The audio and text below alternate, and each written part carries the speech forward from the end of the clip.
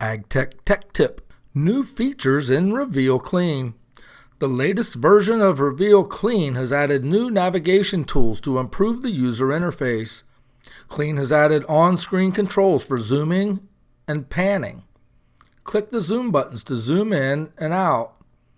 Click the arrows on the navigation button to move left, right, forward, and backward. In 3D view mode, you may also angle up or angle down. The reclassify option has also been streamlined.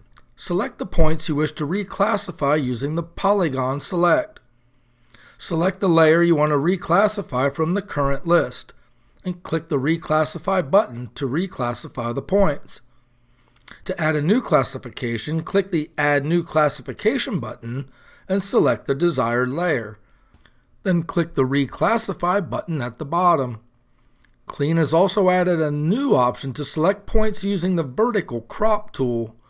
In this example, the rooftops of the buildings were classified as natural ground. Click the vertical crop button. In 2D view, you will see a yellow bounding box around the entire point cloud. You may drag the corners to a desired area of concern, so drag the corners around the buildings. Click the elevation up or down buttons to change the upper and lower elevation limits. In this case, we need to change the upper limits, so click the down arrow until the points begin to turn red. Continue lowering the upper limits until all of the rooftop areas are selected. You can click the 3D view button to view the selection. When all the desired points are selected, select the buildings layer in the classification window. Then click the Reclassify button to change the classification of the selected points.